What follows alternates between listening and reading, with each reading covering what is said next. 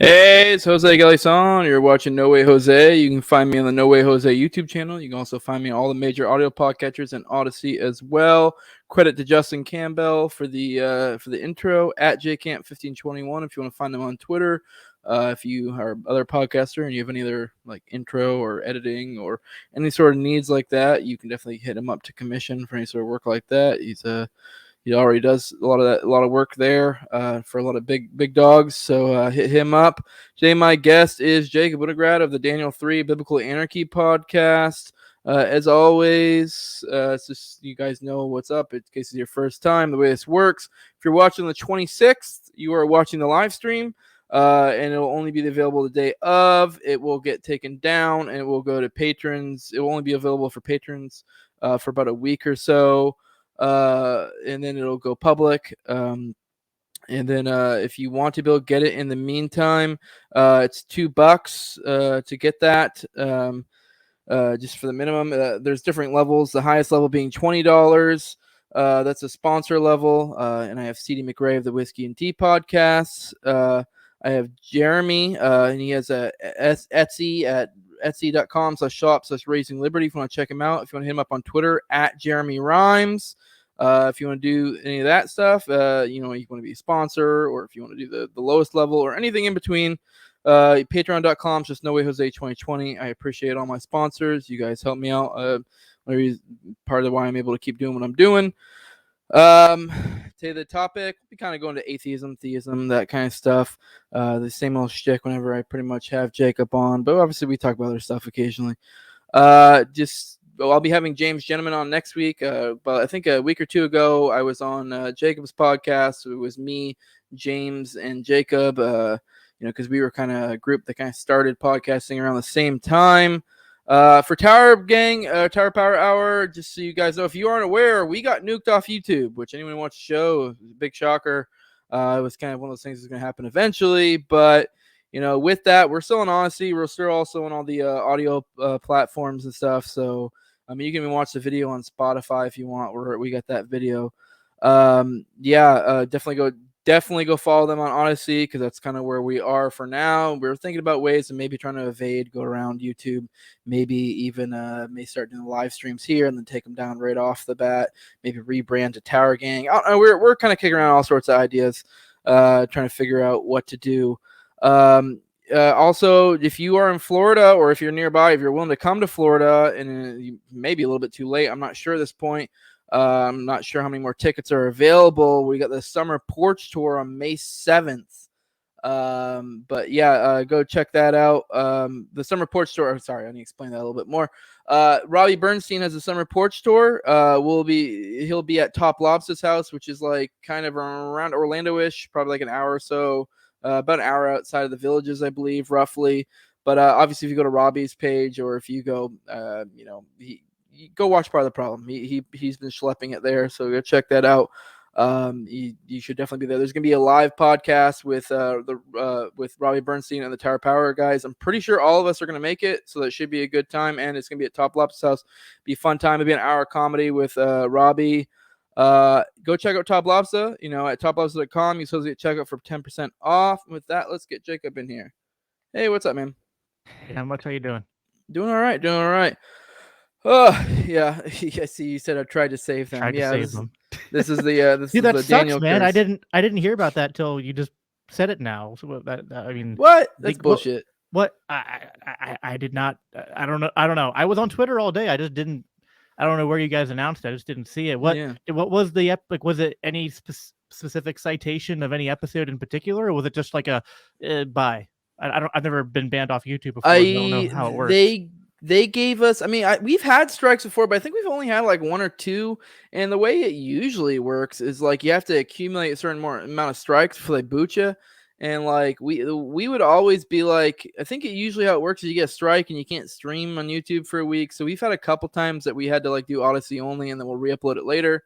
But we've never had more than like one strike at a time, because the strikes will expire.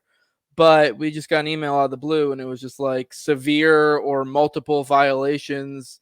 And so I don't know if we just got mass reported or if someone went through... like, no fucking shit, what took you so long? Yeah, right. It's like, or if someone went through the whole catalog and was like, "Whoa!" Like, I don't know. Like, yeah, we were literally in the midst of a tournament of like a hypothetical Right. of like who you would genocide. So I guess I don't know. I had assumed you guys would have got kicked off so long ago that because you hadn't up until this point, I was just like, I don't know, maybe it's just like you're in some kind of weird blind spot, or you guys paid off the right people or something behind the scenes. I don't know. But, yeah, it sucks. But you know, I mean, it is what it is. Odyssey is still Odyssey is picking up popularity and Steam and stuff. So, you know, it's got options.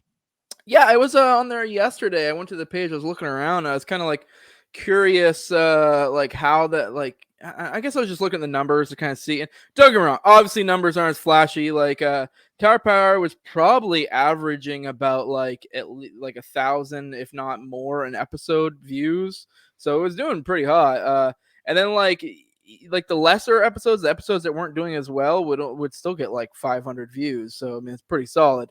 We were about 2.25 K subs in like a year, so we were doing pretty good. But then I was looking at Odyssey, looking at the numbers, and some of the you know, I had said earlier that like we got pulled in like a couple times, and we had and we there was a couple weeks we were Odyssey only, and then would re-up it, load it later. I was looking at those numbers, and they were surprisingly pretty good. Like, I know one of the Robbie episodes was like I think like almost 200 views, which, I mean, I know that's not that great, but for like on YouTube, I'm like, or for Odyssey, I mean, like, that's pretty solid. And, you know, so like if we're gonna be Odyssey only, like, I don't know, maybe we'll pick up a following. We'll see. I don't know. We'll make it work. I mean, we've been kicking around the idea of like maybe creating some sort of network or something too. Or, I mean, we're always open to if anyone wants us on a network, but like I don't know. We'll see. Because we do, but we'll kind of plow through in the meantime. I think we'll make something happen. I do think something special with Tower Power. I think we'll make something happen. I don't know. I mean, either way, we're gonna keep going. It's fun. You know. So anyone watching this, if you want to keep watching it, you're gonna have to go to Odyssey. But you know what? They have a fucking app now. So you know what's like, you know what's funny is you know, my mind's still kind of like in like the last, like the stream I was doing with James and was it Joe and I don't know who the other guy was. But the when we were talking about like things we do to relax, like Tower Power Hour has been like my comic relief for like the past however many months that you guys have been doing that. Like it's something I look forward to every episode. And you know, whether I'm there live trying to troll you guys in the chat when I can make it, or just watching it at work like the next day and stuff, like, I mean, laughing is just such a therapeutic thing. And that I don't know of any other podcast that makes me laugh the way you guys do. Like I'll literally be at work wrenching away and just start, you know, look like a retard, just start busting up laughing, and people are just like, what the fuck's going on with Jacob? And just like, you know, and one of my service advisors came by one day. They go, "What are you listening to? Is it funny?" I was like, "Yeah." I was like, I don't know you well enough though that I can talk to you about this yet. It's like the Joker thing. You wouldn't get it. Yeah.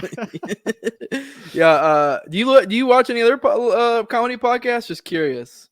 I mean, occasionally Legion of Skanks. And other than that, like, I've tried Slurp Gang. I wasn't too impressed by them.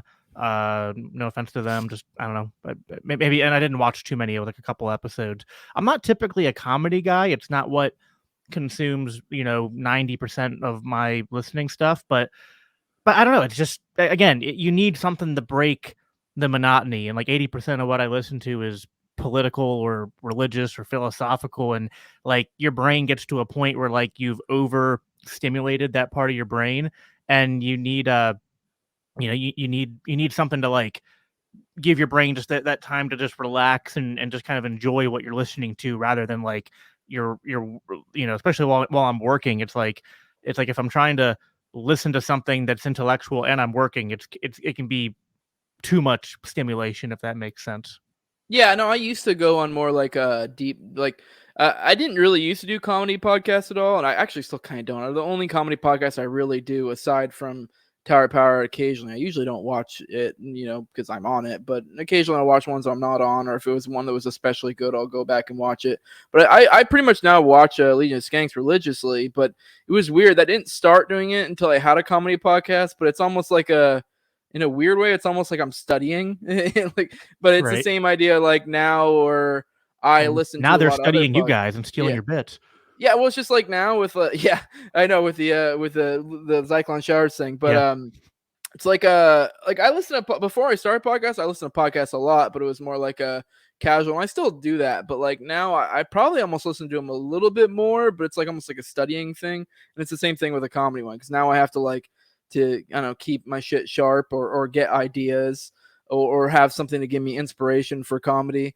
And the same thing goes with like this political stuff. Like for example, today I re-listened to our episode with James to kind of like get like ideas to spurn on for like topics and such. And I mean, that's how I do. I'm sure everyone has different methods, but yeah, I had to bring that back to the comedy thing. I didn't even start listening to comedy podcasts until I start doing a comedy podcast. Like all of that material or that, I guess if you want to call it a character, although it's not really a character, like that is a side of me on that show.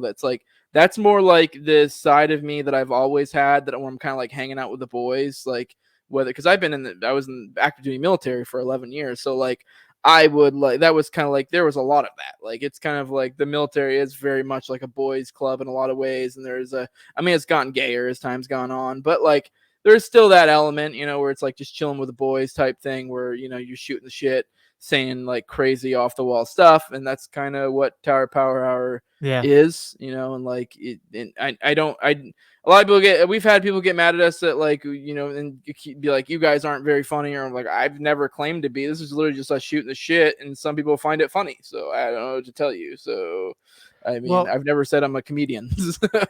Well, I know. So like, I was a pretty, I don't know, like I used to have fun with my friends and stuff when I was in school, but then like post high school, I got caught up in like a lot of like leftist crap, and I was pretty much an SJW for a few years, and I completely lost my sense of humor. And I actually I kind of I had this like, I looked at my past self in a self-deprecating way, and I became just like the most unfun person in the world.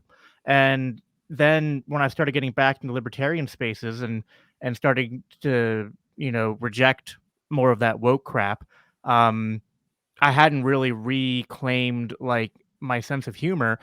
What was starting to help was like, being always working kind of blue collar jobs. You're around people who, make those kind of jokes, but I had spent so many years kind of being offended by them that I kind of felt like a hypocrite for going back.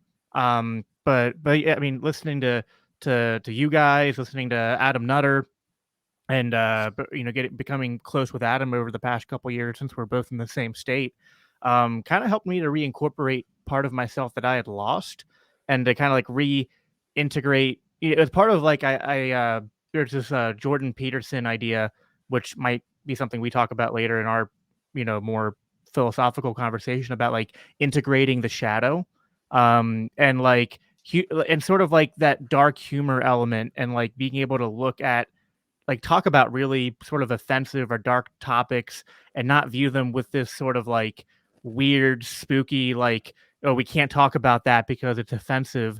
Like, getting past that has been a real important part of like my journey to like where I'm at now, as far as just being a better man, I guess. I mean, it kind of sounds, I don't know. It's like I talked with Dave last week. Like, I hate saying like being a better man or being a better, like, it sounds kind of stereotypical, or cliche, but I don't know. It's true. It's like I feel like I'm more in sync with nature and with like the best version of myself now than I was like 3 years ago. So yeah, there is something too, like laughing about like fucked up shit, like because like I don't know, I guess it just kind of shows you it doesn't have power. Like I'm able to laugh at these things, and like no, I don't like we said we're currently in the midst of a tournament of like the hypothetical being like what class of people would you genocide, and it's like we're making arguments for one for the other. It's like I don't genuinely want to genocide any of these people, but on the other hand, all of the awful like slang terms like bro or like I don't know if I don't know how it works for you, but I'm trying to think of another one, or brother, like stuff like that. Like the way those have incorporated in my vernacular is I start using them ironically and then it becomes real. So maybe there is some sort of a libertarian to all right pipeline shit there where I'm like making these awful jokes and over time they actually do kind of come off as real. Kind of doubt it because I've been making these type of awful jokes for a long time and I still don't genuinely believe any of them. Like I know I've been making Jew jokes for years and those are literally my favorite people. Like it literally was like that was I don't remember if that's even still in the tournament because Jews was one of the ones in the tournament. I either got taken out the first one or the second round, and I wanted to take out the first round because I was like we joke about this, but I really have struggled to make a good argument for why you need to just like the Jews because I actually like they're some of my favorite people. Like right. And like yeah, I get it. Like they do tend to be like the Ashkenazis if you buy into the whole like bell curve thing. They tend to be on the higher end of it, but it's like. Okay, yeah, and that ends up with some evil people that are on there because they're like manipulating people with their intelligence. But on the other end, you end up with people like Murray Rothbard, and like you end up with geniuses in all regards. So like, yeah, I mean, yeah, when you oppress a certain people, they end up coming out better. Like, yeah, that's how that works. But like, I struggle to make an actual legitimate, like even comedic argument for why they really need to be like without being like hacky, like because I mean, part of like the thing is we're actually trying to make legitimate arguments, like if you were going to remove it, but like I mean, yeah, you can make some jokes here and there, but aside from like an actual legitimate argument, I struggle. But yeah, go ahead. Well, I was gonna say like part of so you said like people maybe are afraid that if you make those jokes, you'll start to like actually believe the you won't be saying them ironically, you'll be saying them seriously, and to me, it's almost like in my experience, it's quite the opposite. Like I feel like when you make those jokes, you are sort of in a sort of controlled, sort of humorous setting, able to play with those more like the really evil parts of the human nature.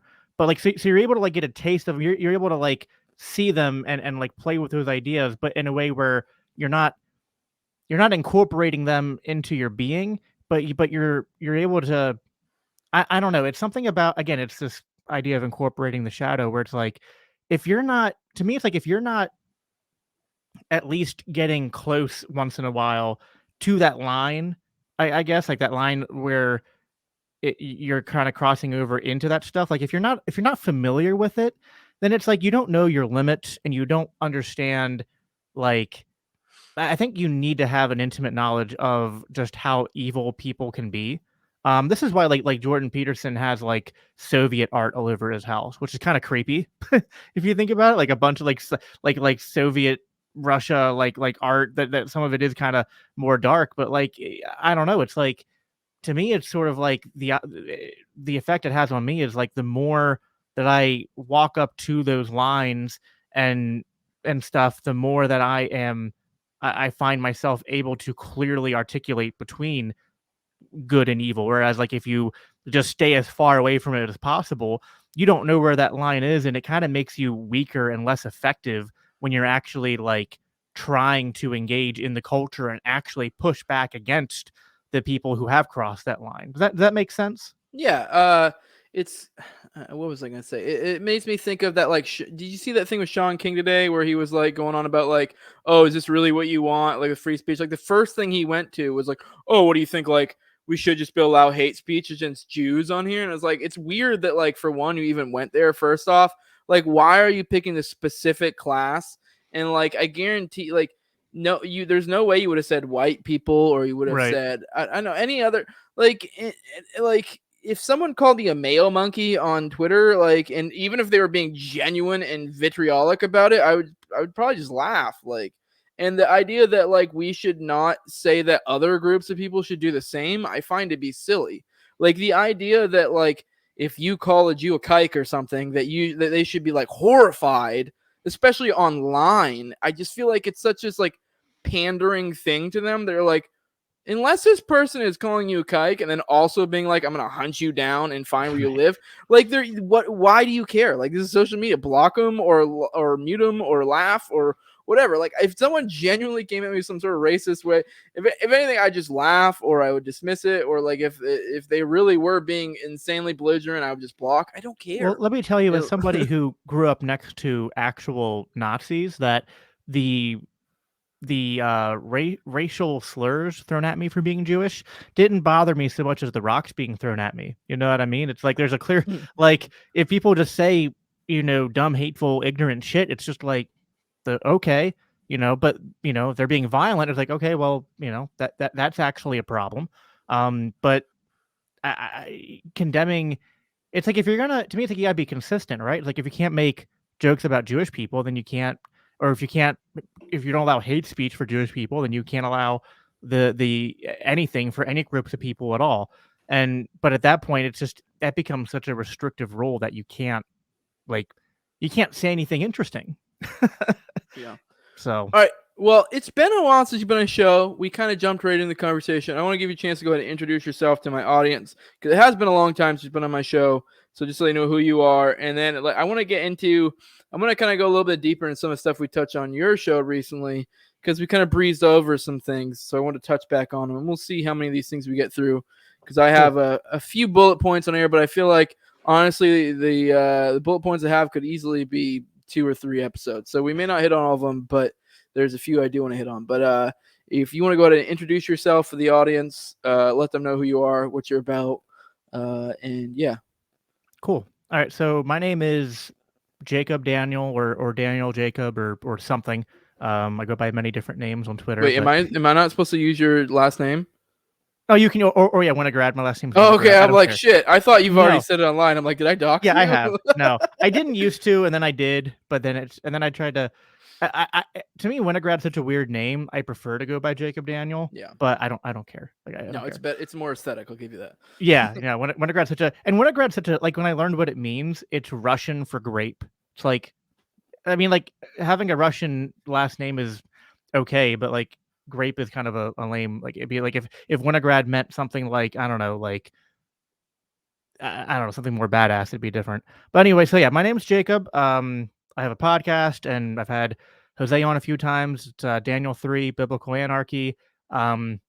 So I started it out as a sort of like a project to try to push more libertarian thought and philosophy into the Christian, world, so to speak.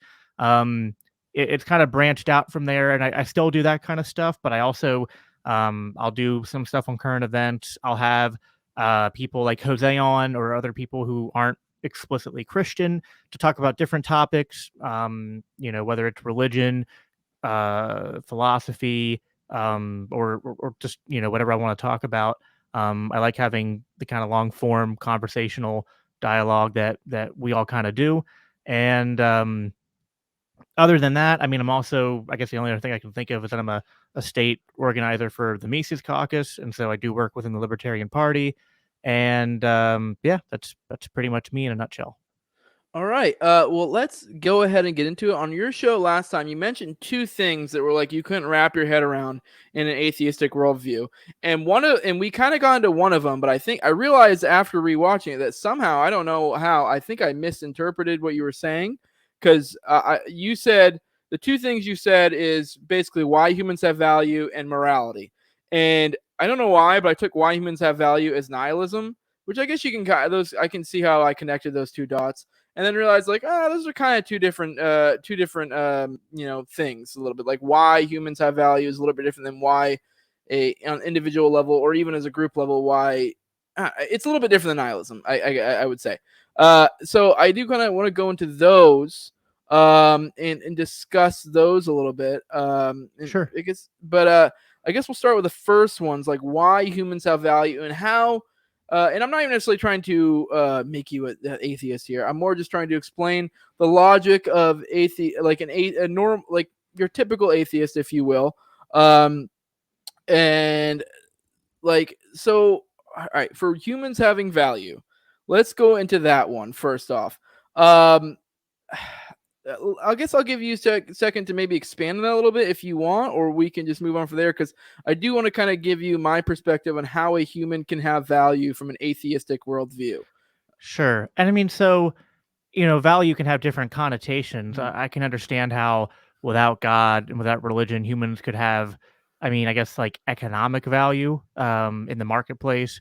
I could understand how humans could have like maybe personal value to like, like you could value your offspring, you could value your friends and family because they bring something beneficial to you. So to be specific as to what I'm getting at, um, I think that what we all generally kind of behave and act out is that humans have a sort of intrinsic value beyond just some sort of like beyond a market value, beyond a oh you're my friend and I like you so you're valuable to me. Like we tend to view even the people that we don't associate with, and sometimes even the people that we don't like or that we don't think bring anything positive to us, we still kind of view them with a sort of intrinsic value.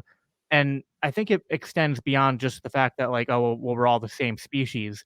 Um, and then we also seem to ascribe certain values to certain classes of people insofar as like we for example like with children we view children as valuable as innocent as like we should be protecting them and so like there's the whole like wood chipper go burr meme that we all like to use to sort of describe like what we would do to pedophiles which and so I often use this framing to describe what I'm getting at.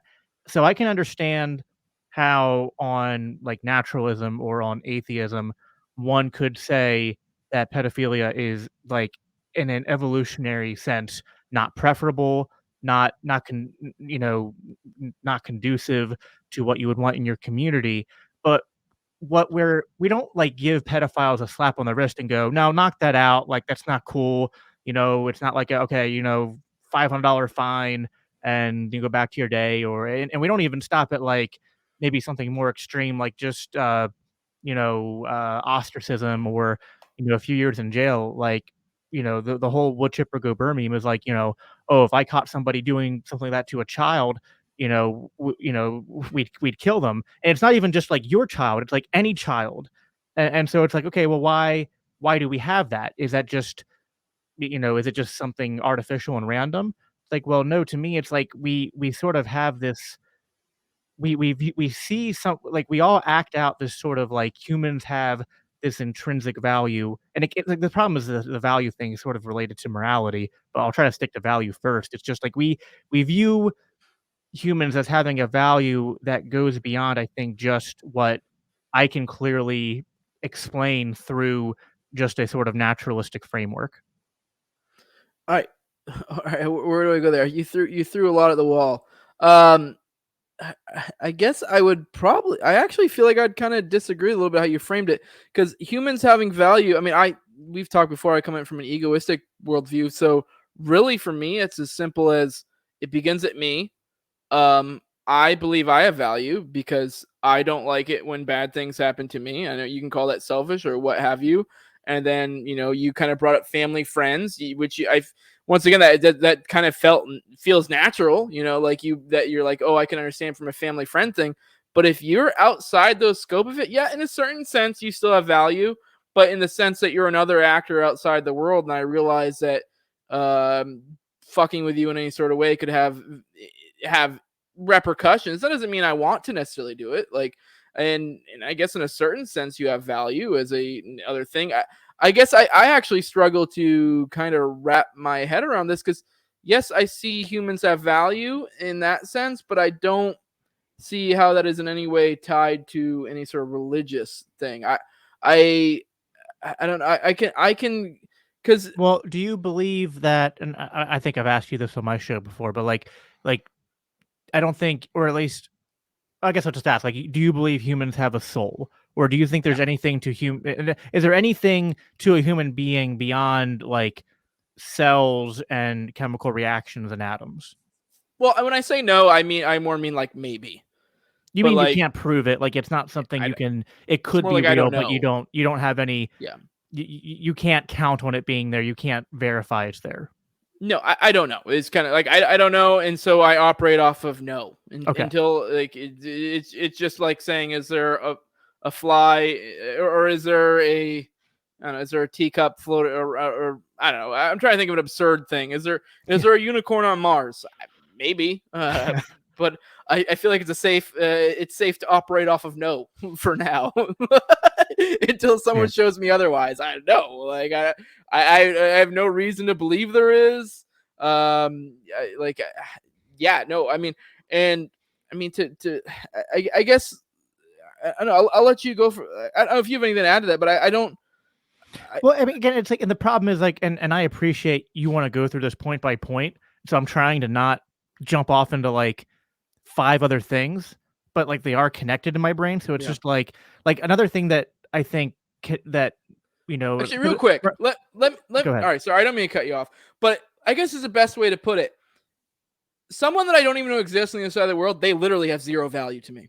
I mean, call that fucked up if you will, but aside from the like aspect of I don't want harm to come to them, but that's more like, but at the end of the day, like they do in a certain sense have zero value to me. They have nothing to do with my life in any way, shape, or form, aside from the fact of I don't like, if I'm say example of like foreign policy, like, or whatever, like I don't want those people to be murdered or whatever. And it does kind of fuck with me a little bit, but in a certain sense, it's also kind of like in a, I mean, I obviously, like, that's not like my go-to thought, like, oh my God, this could happen to me. But the idea, like I feel like when everyone sees like horrible things happen to children or other human beings, in a certain sense, what they do is they kind of inject themselves in that situation. Like, oh my God, what if that's my children? And they kind of sympathize with it in that way.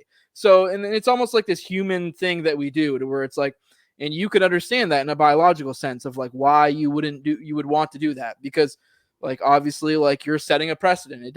It's not good to do that, like, because that's something that could happen to you if you allow that to happen. Like it really is. I mean, libertarian theory, like you can apply. Was it Hoppe was an atheist, I believe, and I remember I was listening to one. I can't remember which book it was, but his operating, like his thing that kind of like gets by like subjective morality and shit like that is argumentation ethics. It may not be argumentation. I think he was talking about something else. Okay. He said he kind of, his way to kind of dismiss all that, and you can be like, you can operate from the objective. Like starting point is if you want a harmonized or a how do I put this, a well operating society, or if you value peace or whatever, forget how he put it. Like this is the starting point. Like that's the a priori. Like and like so. Like, and like, I know to jump ahead to like to morality, it's like if then, like, so he's not saying this is an objective thing. Like you have to first accept this beginning thing and then go from there. Yeah, it's conditional. So like you can say, you could be an objective morality guy and say, well, that's what I objectively believe, or you can be a subjective guy and be like, okay, but that's what I value. So like that's my, like, this is the framework I'll operate off of. I'm willing to say that's not objective in a ultimate sense, in that like if that's not someone's values, then like okay, maybe like, values the wrong word here, or maybe it's just too broad of a word. Like I guess what I'm getting at when I say I believe humans have value, and I think we all act like humans have value, is that it's almost like there's a sacredness to the human being, like something that sets us apart from just just any other kind of biological, being that would be alive. There's something about humans, and there's something about like the human being, especially like the human being while he's alive versus like 1 second after death. It's still kind of the same clump of atoms and cells, but like we all sort of operate by like, while you're alive, there's like there's a personhood, there's a consciousness, there's a, for lack of a better word, some kind of spirit or soul. And you can say, well, is that scientifically verifiable? Well, not really, but it to me, that's why I say, like, to me, the idea that there's a spirit or a soul and that consciousness exists, and it isn't strictly just something we can explain through science.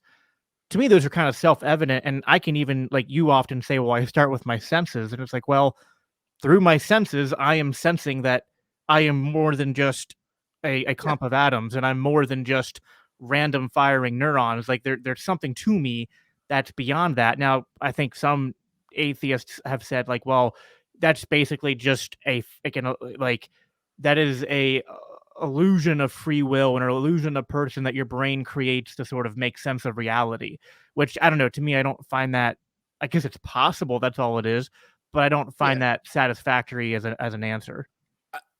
I actually do find that satisfactory, but I'm not affirming that's the case. I think it's pretty easy to I mean, I don't even know that much about computers. I know I think you're a bit more of a computer guy. But if you were to apply the human brain to be kind of like a very, very, very sophisticated program, like, and the way programs usually work is if then, and then like this output, and then if some other thing happens, it kind of alters the programming. It's kind of like an AI thing.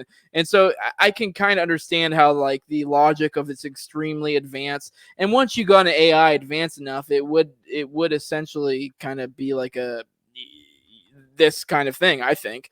I mean, I don't know. I mean, I guess once I kind of start wrapping my head around that, like, don't get me wrong, like, I'm me and I value me. I mean, and I think we kind of touched this a little bit, like the whole free will argument is kind of a little bit masturbatory, because I think once you fully grasp the argument, you realize it's kind of like, oh, like, well, it's kind of like this circle thing. You kind of get back to the same point. It's kind of like, even if you do accept the fact that we have no free will, you kind of get back to essentially like you're just kind of, it's intellectual masturbation, and you end up in the same point where you're just kind of like, well, okay, but like this doesn't really have any meaningful difference. Full-blown determinism is almost as useless as solipsism. It's just kind of like, okay, but like, well, no, that's not what I'm saying at all. I'm actually saying once you fully grasp, and I'm too fucking retarded to explain it, but I've listened to a lot of Sam Harris and other people explain the argument of like the fact that we don't have free will. There's very like,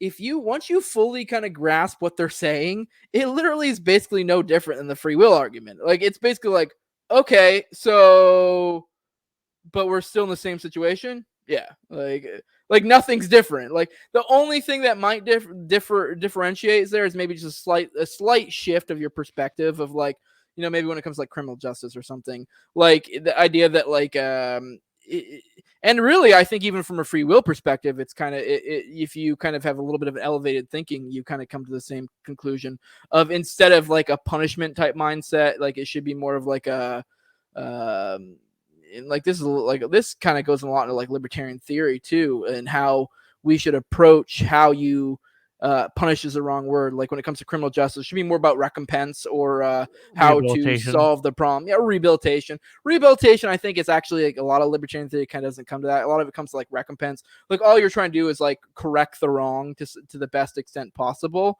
and that's kind of saying, instead of focusing on punishment.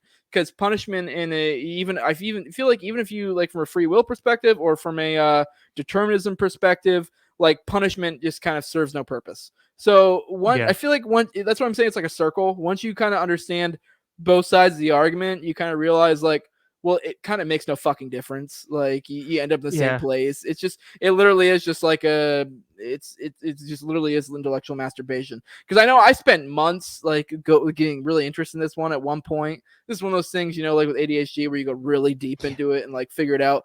And like you go on these like tangents. And I remember one of this tangent, and at a certain point it dawned on me like, oh, like it does come full circle. And once you understand both sides of the argument, it's kind of like, okay, cool. Like it's like a fun intellectual thing, but it's like it has no real bearing on anything. Well, I guess I'm a compatibilist because I'm not a free will absolutist, but I'm also not a full blown determinist. Like I think both are sort of true in a sense. Like I also this sort of gets back like a little bit to what we talked about with James, the whole like, are some people better than others? And it's like, well, I think some people actually are better in a sense. Like I think they're more self-aware and able to sort of rise above just kind of like the inertia of all the biological processes going on. And some people I think are literally just a slave to the biological processes and don't have that capacity to intellectually sort of like rise above it. And it's not a binary. There's like, you know, like some people just suck at it and some people are really good. And there's like a lot of people in the middle that like have varying degrees of that. Or at least that's the way I sort of from a determinism perspective, like to the opposite of that, it would be like some people just have better have an improved programming, essentially, if you will, if you want to put it in that really basic terms. Because even in it, like even from a determinism perspective, like if like it doesn't mean there shouldn't be any you shouldn't like if someone does some acts, it doesn't mean that like if they do something harming some other actor, other human being, whatever, you should just be like, oh well, whatever. Well, I guess it was determined. Like no, like it's still someone got fucked over, and something should happen to kind of if you want to look at it as like another piece of like another AI operating in the world, you still want to correct their fucking programming or if their programming is uncorrectable, to remove them from the situation. It kind of becomes no different. This is what I'm talking about, where it kind of comes full circle back to like basically the same thing as free will. And that's why this whole free will argument, while it's fun to have, it's kind of retarded. I think where people get caught up is like, well, should we hold people personally responsible for their actions if it's more determinism than free will? Which is why, like, and honestly, I kind of take a little bit of a, like, so this is something Sam Harris talks about, which I actually agree with, both in a scientific sense, and I think it actually is compatible with my Christianity. He was like, if you were born in the same circumstances with the same or mostly same genetic makeup as, like, Adolf Hitler, you would probably do like all the same things he did. And I actually like pretty much agree with that. And so that's kind of like why like my view of criminal justice is like, well, like, I mean, on one hand, I do get angry when people do fucked up shit, but on the other hand, I go like, okay, but like this person's a mix of their, environment and their genetics. And like, with like 99% of the time, you look back at the people that do the most fucked up shit, and they've gone through some fucked up shit. And so it's like I can have sympathy for them. And now they don't get me wrong. It's like, okay, well, if you're doing that to my daughter, bullet in your head. But yeah. I mean, but like if there was some way that we could, through science, find a way to take these people, put them in some kind of facility and rehabilitate them, well, like I would want to do that with those people. And to put it in determinism terms, if you had some sort of corrupted code going through your computer or whatever, I mean, obviously in code, we're applying this like a human being. If you have some sort of corrupted code fucking up your computer, you remove it. Like, and it's not because you hate the thing or you're trying to punish the thing. You're like, we just can't have this thing because it's going to fuck up all the other things. So, like, this is once again why it's fun to have, but it also be kind of, and you kind of bring to once again put in determinism terms, like it's basically nature versus nurture was you're bringing up there. And so to put that in determinism terms, the nature would be whatever given, like your DNA, your essentially your operating. I'm really bad with computer terms, so bear with me. You guys know what I mean. This would be whatever fucking AI you had to begin with, if you will, and then your nurture would be the whatever circumstances you were put in and what kind of shaped your fucking code or whatever. As like somebody using a computer for like work and stuff and like video games versus someone who watched like porn 5 hours a day and it got like infected with spyware and adware and all that kind of fucking shit. Yeah. So I mean, once again, the free will argument's fun, but it really is. It is like it's basically arguing over nothing when you fully grasp it. I mean, if anyone wants to go down that deep dive, it's fun. It's good to have a grasp. I don't understand why some Christians get so autistic about it, because I'm like, to me, it's like, well, the Bible says that you're a slave to sin, which and also talks about God being sovereign over all things. Now, this is where I mean, I'm the token, Calvinist. So I guess to me, like things being predetermined doesn't trigger me like it does some people. So I don't know. It's certainly an interesting subject, but it's not explicitly a atheism thing, because that's another thing. A lot of people get upset about the whether it's determinism or not. And once again, I will say, when it comes to like determinism, I'm not asserting it. I don't fucking know. Like, this is such a deep question of how your brain works or how circumstances happen. Like, I mean, that's kind of what my best explanation without imbuing some sort of ghost in the machine. Like, and I think it's perfectly accurate, especially once you understand it. Like, it doesn't have to have some woo-woo associated with it. I guess where my pushback comes in is like, and so like AI is an interesting topic to sort of like, maybe to use for a moment to sort of illustrate my thoughts. Like, I'm skeptical that AI will ever reach a sort of like let me be clear. I think AI can get more intelligent, but would AI ever be able to develop that which we have in terms of like the highly evolved self-awareness and what we would label as like consciousness? Like I don't know.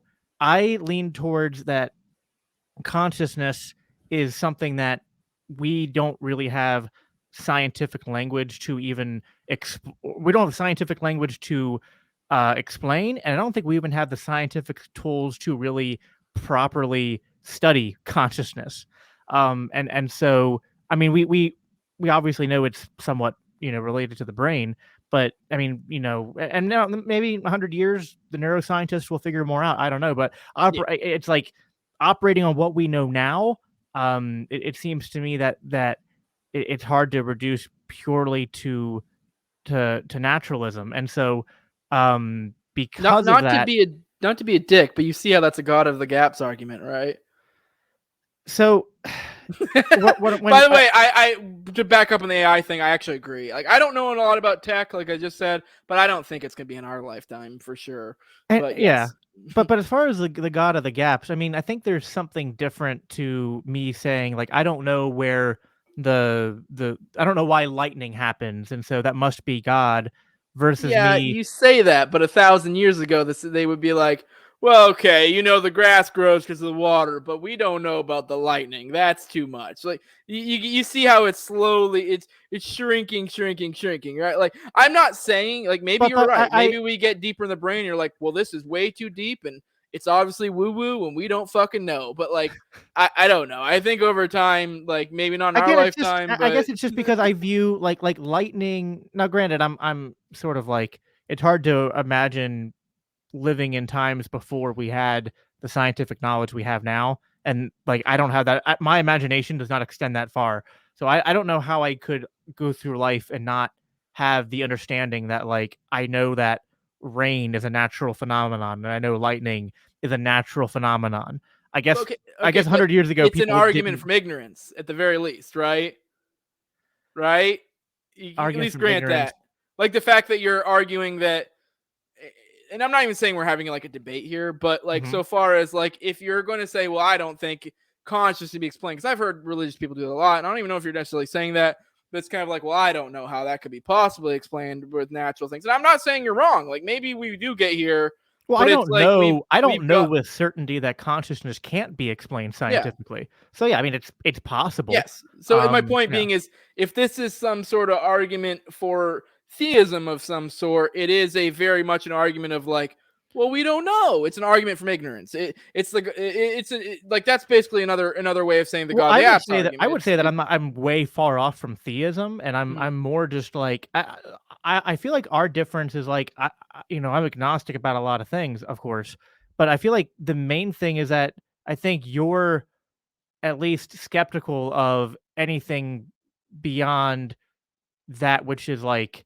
purely material or natural. Yeah. Whereas I would say even if I were to lose my faith in God and I wasn't a Christian, I have a hard time knowing if I could operate in the world thinking that we were literally just like atoms and cells and like just like uh bags of water slushing around. You know what I mean? Like that's where my hard line is. Like I could lose faith in God and just be like, I don't know, there's some kind of weird spiritual woo woo and there's something mystical or energy or something. But I would always I don't think I at least where I'm at right now, I don't know that I could get to a point where it's like human beings are literally just, you know, biomechanical machines.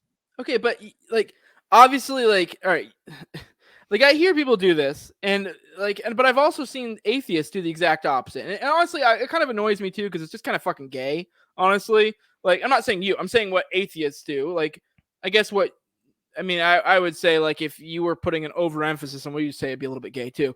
But like atheists will do the inverse. Well, they'll say shit like, okay, but we're the universe experiencing itself. And so my point being is what you just said is all it is a way to frame it. If you frame it differently, you can have a completely different perspective on it. So like and it's almost like a way of having woo woo without having woo woo. Like you can kind of be like, we're the universe experiencing itself, which is like if you are if you do go on a purely naturalistic view, or even if you're kind of taking the atheistic, like agnostic view, you can still kind of say like, well, this is kind of my default view, is that we are kind of like, even if we are just stardust, it's like, okay, so what? Like, yeah, we're just stardust, but like, in the day, I know I'm me, and I know I'm experiencing the world, and I'm enjoying it. So why do I need to denigrate it by being like, oh my god, I'm atoms? Like, who gives a fuck? Like, you're still experiencing it, whether or not well, I you guess can.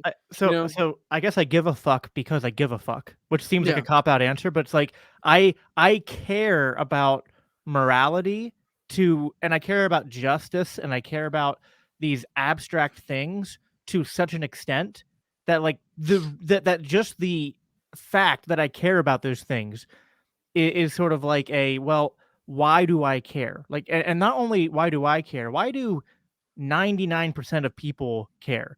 And I mean, maybe it's just a learned evolutionary heuristic, but again, it's like, okay, but you could have why did it evolve to the point where it's like, why do we treat pedophilia, going back to the original, why is pedophilia not just a like, cut that out, go to jail, do not pass go, do not collect $200, you're in timeout for a little bit, and then it's like, whatever. Or even like maybe you could make a purely rational case for like, you know what? Okay, when someone does this, they have to be killed for the good of society. I could even see that. But it's like, why do we get so animated about it? Why do we get so angry in our bones?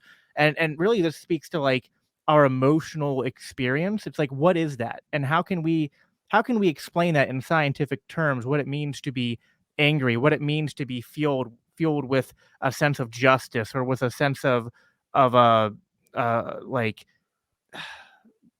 being pissed off at the amount of tyranny that we see going on around the world. Like, again, you can make rational arguments for why it's bad, but you can't do this. I'm not trying to be a dick, but you play us the argument and then you give the perfect opposite argument. Like, you're literally explaining why it would be okay from the other side. Like, let's do morality. Okay, we'll go into morality, and we'll go straight to the bad thing, pedophilia. If there was no God, would you be okay with people fucking your kids? No. Like, let's be okay. And why? Why wouldn't you be like, absent a God? Why would you not be okay with people fucking your kids? So absent God, I would not be okay with people fucking my kids because, for one, kids are small and fragile, and it would cause them physical pain. It would be harmful to their mental health. Probably cause them to be, dealing with a lot of baggage over their lifetime, and just would not be good for their well-being. There you go. Right, but again, but that's not what I'm getting at. I grant you that we can make rational arguments for why good things are good and bad things are bad. What I'm getting at is, why do we have this like emotional language this emotional experience that we add to it? And I guess it's like, again, this relates back to consciousness. It's like we don't operate through the world like computers, where it's just like a bunch of propositions and yes, no, yes, no, yes, no. I mean, we are very emotionally driven creatures, and it's like, again, like I don't know like where something like romantic love, or where something like a desire for, like, again, like it's one thing to have a rational desire for justice, but like I have like an emotional desire for justice. Like, when I see someone who is weak being picked on by someone who is stronger than them.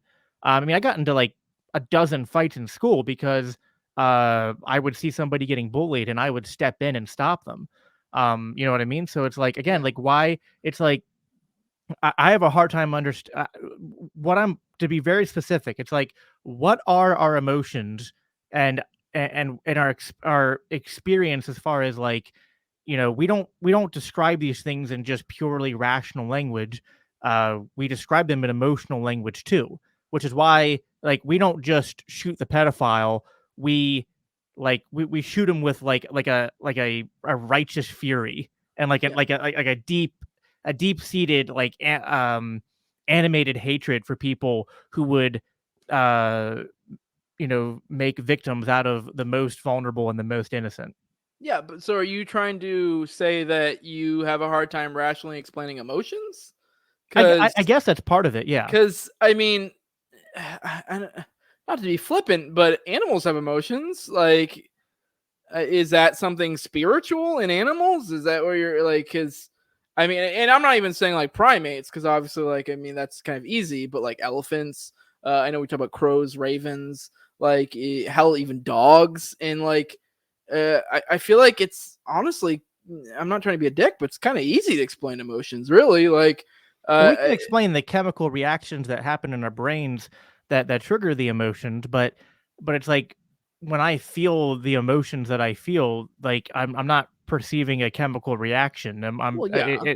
It's Well, like, obviously you wouldn't. Like, if you had a chemical reaction going in your brain, you wouldn't perceive the chemicals happening. You would just perceive what you perceive. Like, that's how perception works. Like, you know, I'm right, not trying to be a dick, but what is, again, it's like when I say we can't explain this stuff with science, it's like all we can do is go, well, there's a correlation that when people report feeling X, we see this chemical. It's like, okay, great, but what is this feeling X, and why do I feel it? How do I describe it with scientific language? I mean, I'm not. Once again, I'm not trying to be flippant, but they actually kind of can. I'm not a huge science, like, I'm not a big science nerd, but there are a lot of, like, they do brain scans, so they can detect how things work. They know, what's the happiness chemical? I forget. Like, there are all sorts of No, chemicals that again, are released in your brain. like, okay, I feel like we're misunderstanding. Like, I know Yeah. that they can study and see the chemicals reacting. I know they can study the brain scans and see, okay, this area of the brain is lit up. But that means nothing to me. Like, all that is like, okay, like chemicals are reacting, parts of my brain are lighting up. It's like, okay, but explain what like sorrow is without, like, again, because like uh, sorrow isn't just like chemical reactions in your brain. I mean, like, it is in a scientific sense, but Well, the problem is we are talking in different languages now, because to give an explanation of sorrow from a rationalistic perspective, from me, and once again, I'm not a huge science guy, so this is very crude.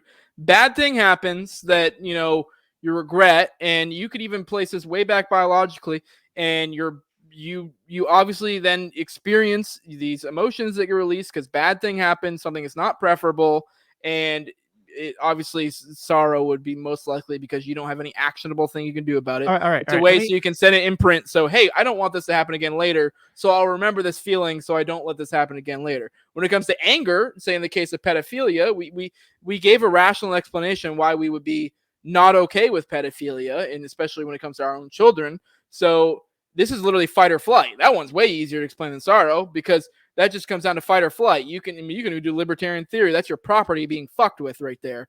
If you're going to go with Rothbard's explanation of what children are, that's your property being fucked with. So obviously that's going to set off your fight or flight. And any man worth of shit that's going to set off the fight aspect, and that is fucking anger. So I mean, that's pretty easy to explain. And you can set that back to fucking the most basic of predators way back when, of fight or flight. So, well, okay, here's a question that might be able to get us deeper into this. So, can you define what sorrow is without, using the word sorrow or generic things like feels bad or doesn't feel good in defining it? Like how do you define the experience of sorrow without using the word sad or sorrow? Like, yeah.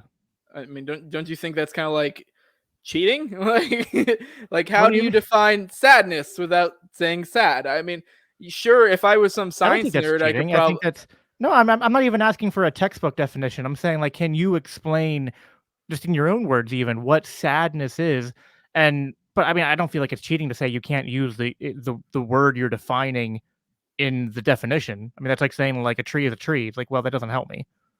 Well, okay. Well, on the flip side, how would you explain it? Like, using spiritual terms, like I feel like I'm not trying to be a dick. This kind of comes off as nonsensical. Like, Well, I I don't agree know. it's not. Well, here's the thing. I kind of agree it's nonsensical, but that's why I then go, okay, sadness, sorrow, happy, like, the emotional experience, the experience of consciousness. These things to me are like, I don't have the language to describe them in a material sense. So that to me, they speak to a realm that is beyond naturalism.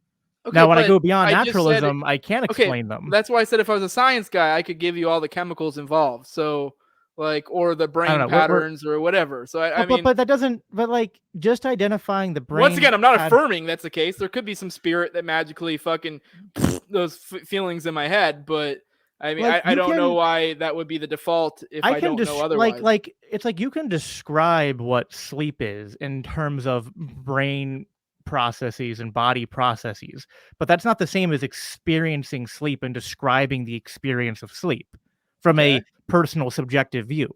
You get what I mean? Like I get that we can define the mechanical like you know, first this happens, then this happens, then this happens, and here are all of the biochemical reactions, and here are all the electrical you know, electrical signals going off in different parts of the brain. But to me, that's different than describing the experience from from that, so like, you know, like what you were experiencing in your brain in terms of like your feelings and your thoughts and the reality that you are that your consciousness is just, you know, describing and experiencing. Okay, but so are you saying sleep is spiritual? Because if not, you just kind of No, I proved was your picking something my that's point. not. I was picking something really benign like sleep to Okay, be but like that's my even that. point. I know. Like, if No, my just point is because like you can't explain it with, just because it's hard to come up with words to describe a sensation, doesn't then therefore mean there's a spirit involved, or like, you know what I mean? Like, I don't get how these two things are connected. I mean, I just, this really just kind of I comes was. off as So once I again a brought God of the up. gaps thing. I brought up sleep to try to point out that like just being able to explain the physical processes of something does not equate to the same as like you've explained the entirety of the experience Oh from the yeah. subjective view. So, you know, sleep is obviously a little bit different of a, you know, benign thing.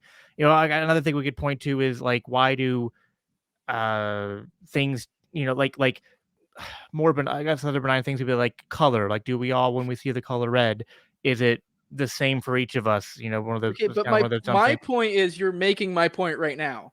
Like, you're, for some reason when it comes to emotions, you're applying some sort of spirituality, because, and you're kind of sort of making this loose argument that because you can't explain the subjective experience of it, therefore it, you're not, I guess you're not even necessarily saying that therefore it means it's spiritual, but it kind of implies it.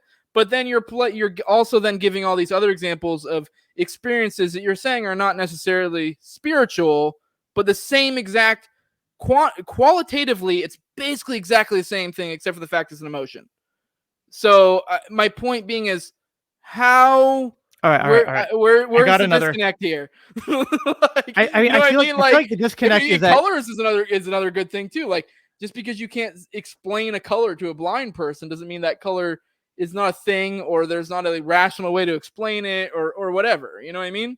Like, I don't know. And by the way, Kate Nicole, is Jose agnostic atheist? Yes. Like, I am an agnostic atheist. Agnostic, I say this all the time, but people don't understand it. Agnostic is agnostic or gnostic is a question of knowing. Atheist, theist is a question of belief. I don't know and I don't believe. So there you go. And the difference between me and Jose is I don't know and I believe. Yeah, yeah, and that's why we're able to be cool with each Yeah, other. but and so it's like I feel like the problem is maybe the disconnect here is that like I feel like you're like, well, we can explain things by going down to like the hyper pixelated like explanation of like what makes up all these distinct parts, Whoa, whoa, and whoa, it's whoa! like Not to cut you off. All right, what I'm saying is I don't understand why a spiritual element needs to be injected.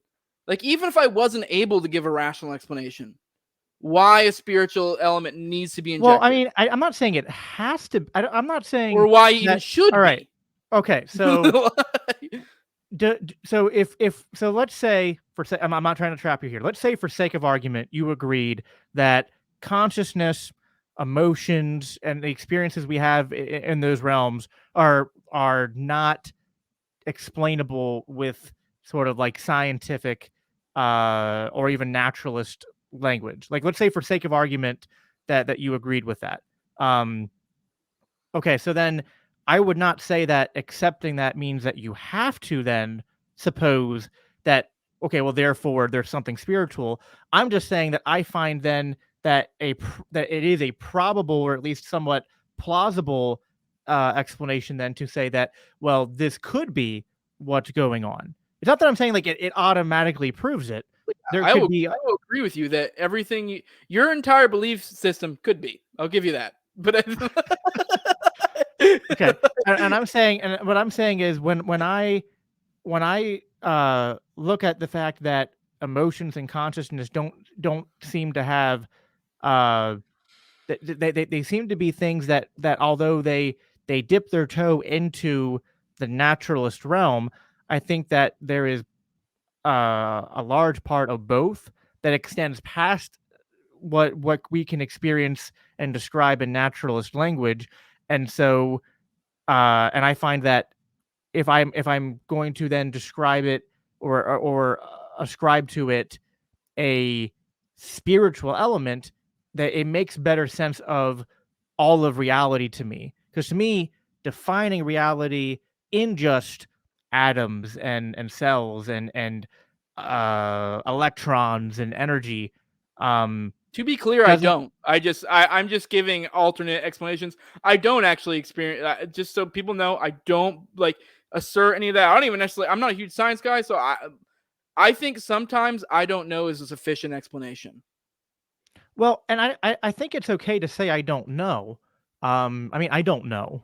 You know what I Yeah. mean? So, I but just then think that then to jump to, but then I'll accept this other explanation just because it provides me some sort of all-encompassing. I mean, yeah, I could believe Scientology because it completely buys everything, but I don't know why I well, no. should. Well, I would You know say what I that mean? I make several claims off of this. Then I go. I believe that there is a spiritual reality that coincides with our natural reality, and then I also Okay, believe but you, that. not to be dick, but that's already a huge jumping off point, right? You get that, right? Like that. That's like that. Your first point is already like a why? Well, why would you jump to that? Like, say I'll you get were to it. I'll born in get the to it. Give world me. as a blank slate and you had no idea about any of this. Why would you immediately jump to, wow, there must be some sort of this? Like, it just seems to be a unsupported. Like, I mean, sure you can. I don't see why that's the logical. Or I mean, I guess you don't buy. Well, Like, I guess in I some would say. senses you don't buy the.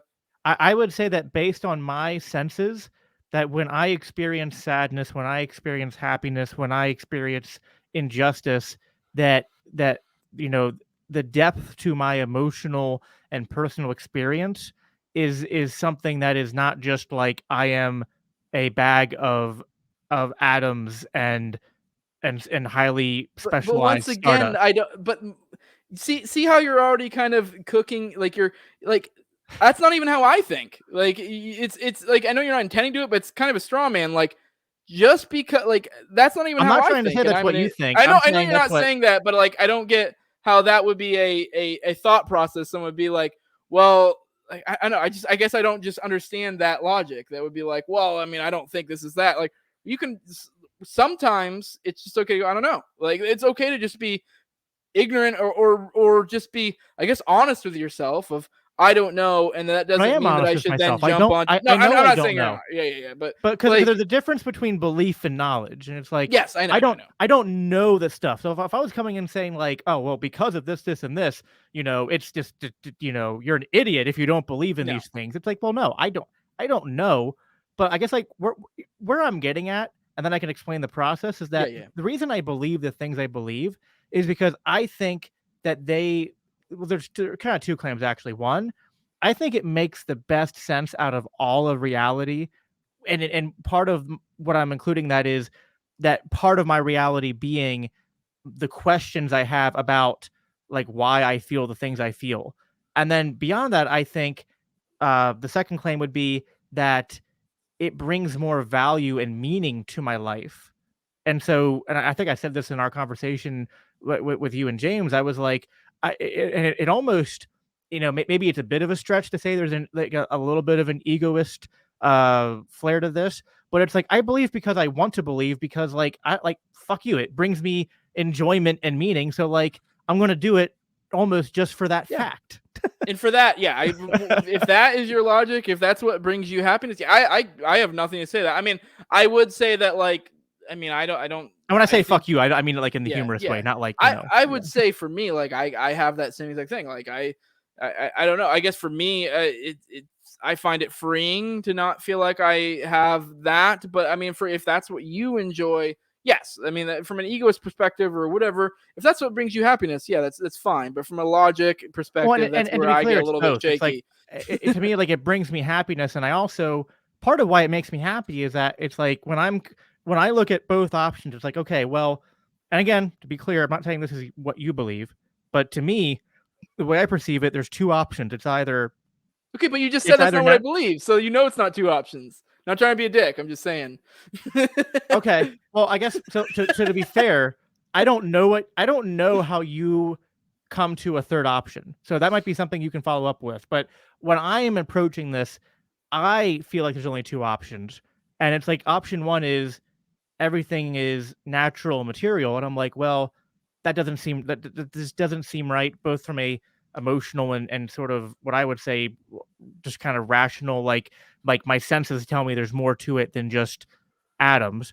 So therefore, okay, I'm left with this realm where things are, kind of like in the sterner sense, like they're spooky, and I know I can't prove any of this, so I'm just I'm muddling through territory that's unscientific, it's unverifiable, and I'm going to find what I think is the best and the most enjoyable kind of at the same time. But it's a very it's kind of like like fumbling in the dark like exercise. It's not something that it's not the same as looking at things under a microscope and the scientific method and all that.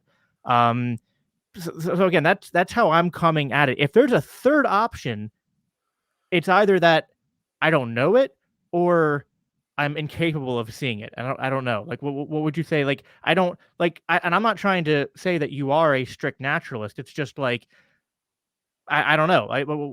What do you believe? Because you said you don't view yourself as just atoms and cells and stardust. So it's like, what are you beyond that? I'm me. I guess for me that I don't need to. I don't need to think of it beyond that. Like if I had to guess, I mean, for me that's a perfectly sufficient answer. But at the end of the day, like I'm like, okay, what? Like I don't care. But what is like me? Like exactly. Like me is me. I know what I am. Do you not know what you are? I have my experience. Once again, like we talked about earlier. It just seems like an assertion. Yeah, it is. Okay, so like. Okay, so your assertion is I'm me because of me, and my assertion is like, well, I'm me because like God and spiritual stuff. Well, at the end of the day, like I actually think from a purely logical perspective, and it's kind of like the whole solipsism thing that we've talked about before, or how you know logic. And it's like most people, unless you're like an orthodox or like a presuppositionalist or whatever, like I know we probably could get like in the weeds in this one, but I don't want to go into that right now. Most people kind of operate, they start from their senses and move out from there. I would think I probably could even get you to admit that that's what you do. You just then from there go buy into your religion and so on and so forth. But I like at the end of the day, that like I said, I start from my senses. I know me, and then you have the additional proposition of then you add a God onto that, which is fine. I mean, whatever, that's cool. I would say I first add spiritualness in general and then add God. But yeah, my point being is, I know it sounds silly, but it's literally the most logical thing in the world if you think about it, because there's literally nothing else in the world I can know absolutely beyond that more so than myself. I know my experience and that's it. Like if solipsism is a thing and I'm living in a vat, I do know my brain. I know I'm experiencing it. There's no way I'm not. The idea that I'm not experiencing it is just like nonsensical. Like what? Like I know I am. Like how can you tell me I'm not? Like sure. It's kind of that I think therefore I am. Like even if I am a brain in a vat somewhere or whatever, at the end of the day, like I know I'm experiencing these. Like maybe somehow in some weird fucking way I'm not, but I can't even wrap my head around that. That's like a weird fucking mind fuck. Like it's like incomprehensible to even the atheist, religious, like whatever. So like I know it sounds silly, but it's like the most basic unit. I like, guess the problem is I'm me and that's good enough. So like I agree with you, but the problem is I can't help but ask what is me. Yeah. And so listen, I completely admit that me going beyond your position is like it is a little bit and like I think Christians don't want to admit this, or religious people in general, it is a little bit begging the question. Like me deciding to go down that exercise of like, well, what if I put in all of these propositions and say, well, this makes sense? It's like, well, where do those propositions come from? It's like, well, I'm definitely begging the question a little bit. Like it's not like I came. I mean, like I guess maybe if you wiped all my memories, you dropped me in the middle of nowhere, and I didn't have knowledge of religion or Christianity or any of that, like maybe I would still come to some kind of like, oh, I don't know, I think there's something spooky or mysterious or whatever, but I don't know, there's no way to test that. So I mean, I think you could say historically people have always made religions, so I guess it's probable people would continue to do that. But yeah, I definitely know that the reason that I am doing these things is because I have this I mean, I have an emotional attachment to wanting to believe in God.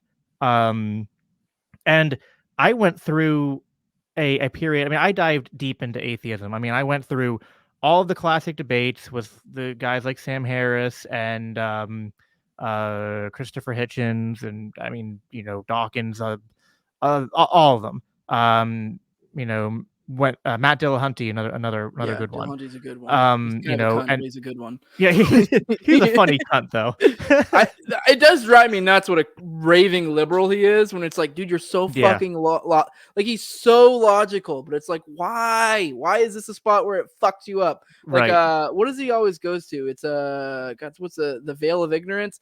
That thing is like, and Dave has torn that apart once before, and it's like, dude, like once you tear that apart, you're like, dude, what are you doing? Like, have you never tried to like explain away the veil of ignorance? It's actually pretty easy to explain away. But all right, whatever. That's another side subject. But I'm sure you know what I'm talking about. Yeah, so. But no, I did a deep dive into this, and then actually, and I've talked about this on my show. Then when I became a libertarian, I got into Stefan Molyneux, who was also like a big atheist, and so I actually went on his did one of his call-in shows things, had a conversation with him, and that conversation actually helped me realize, like, yeah, I'm basically begging the question with all of this, because it's like, why do I? It's like it is because I care so much about holding on to my beliefs that I make a lot of the claims that I do.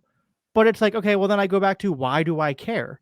And this goes back to when James asked me on his show, like the first time I was on, he's like, why do you believe in God? And it's like, dude, I don't fucking know. I just do.